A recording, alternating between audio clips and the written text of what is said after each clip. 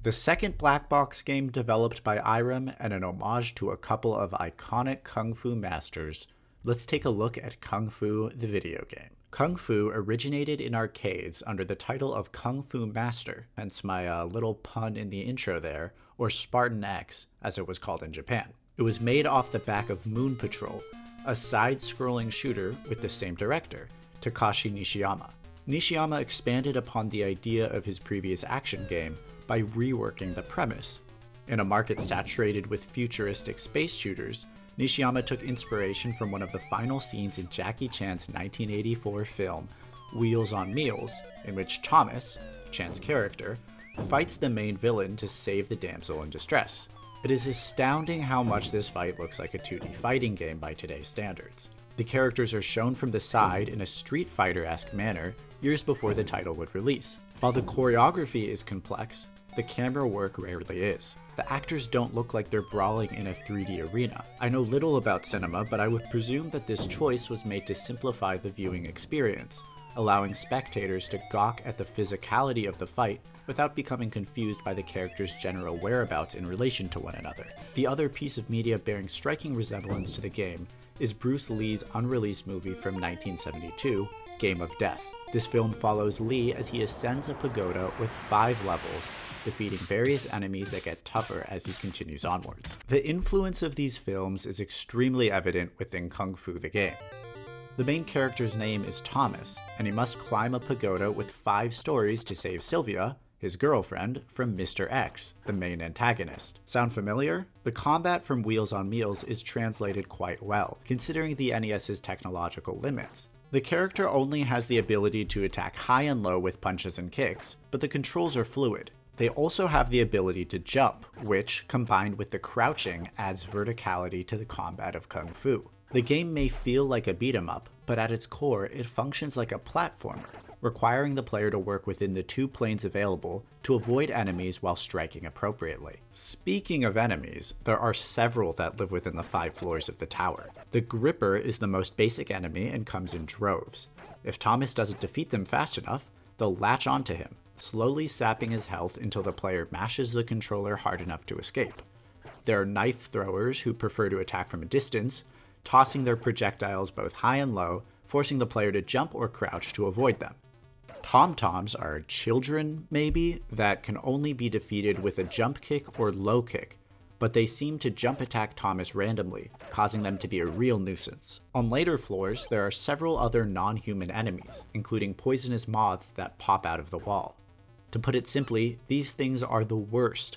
They deal a significant portion of Thomas's health, are almost impossible to avoid, and never stop spawning. While I was playing through the game, I only made it past floor 2, where these moths are abundant, a couple of times at most.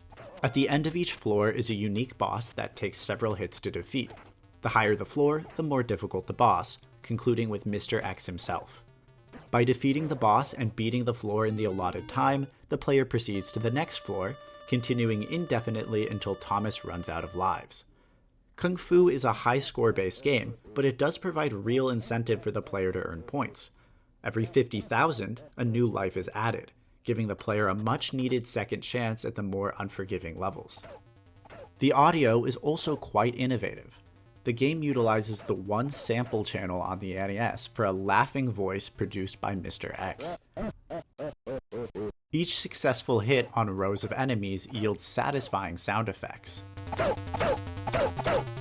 Kung Fu does a fairly good job of maintaining its replayability, even though it is a high score-based home console port of an arcade title. The game is simple, precise, and rewarding, and that's commendable in its own right. The impact of Kung Fu Master cannot be understated. Notice how I'm specifically referencing the arcade cabinet here. While the NES port did have its own piece in the puzzle, it is important to keep in mind that it was adapted by Miyamoto and his team, meaning Nishiyama had very little involvement in the project. This video isn't focusing on arcade games, and that's an entirely different area of research that I'm not very well versed in.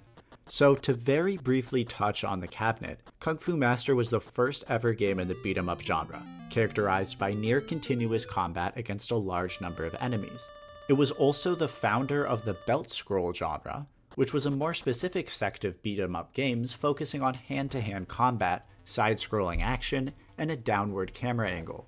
The game's creator, Nishiyama, would move from Irem to Capcom, where he would go on to produce another early NES release title, Trojan, which would take many of the ideas from Kung Fu Master. However, the thing he's best known for is his co-creation of the Street Fighter franchise in 1987 with another programmer at Capcom, Hiroshi Matsumoto. This series is best known for establishing the conventions of almost every fighting game to follow. Gameplay-wise, the first entry in the series feels like a 1 vs 1 sequel of Kung Fu Fighter. These are the major beats of the arcade game, and I'm sure I'm leaving a lot out, but there's quite a bit left for me to say about the actual NES Black Box port. The idea of fighting games had originated in 1976 with Heavyweight Champ, but didn't really take off until Karate Champ's release in 1984. Kung Fu built off of this concept to some extent, adding an action feeling to the genre. Within Nintendo's own releases, though, there's another game that bears the title of the first pure fighting game on the NES, Urban Champion. We'll go into much further detail in the 1986 section, but essentially it adapted the style of combat from Kung Fu, high and low punching and kicking, into a single-screen fighting game.